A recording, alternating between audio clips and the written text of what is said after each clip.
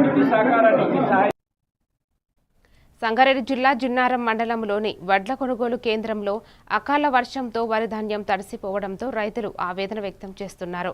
20 రోజులుగా లారీలు, గోనె సంచులు అందుబాటులో లేకపోవడంతో ధాన్యం నిల్వ ఉండిపోయిందని, 6 నెలల కష్టానికి నీరు పోసినట్లయిందని రైతన్నలు కన్నీటి పర్వతమయ్యారు.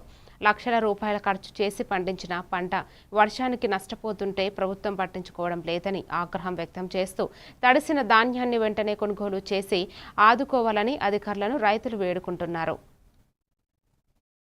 ఇబ్బంది పడ్డారు, అన్ని ఒడ్లన్నీ కింద పోయినాయి, లారీలు వస్తాయని వస్తలేవు. మరి రైతులకు న్యాయం చేయాలని కోరుకుంటున్నాం. ఒడ్లన్నీ కొట్టుకుపోయినాయి రాత్రి రైతులు. మరి ఎండ పోసి ఎండకు కూడా అడ్డం పడుతున్నారు సార్ చాలా మంది. ఇప్పుడు ఎండ మొత్తం తీరా ఎండినాక లారీలు వస్తలేవు, వర్షానికి తడిచిపోయినాయి, చాలా తడిచిపోయి చాలా ఇబ్బంది అవుతుంది. ఈ పొద్దున సార్ ఇక్కడనే ఉన్నాం సార్, మరి లారీలు అయితే వస్తలేవు, అలా రేపు వస్తాయి అంటారు. మరి చాలా నష్టం. మొత్తము బొడ్లన్నీ తీసుకుపోయి గొర్రెల్లో కొట్టుకుపోయినాయి.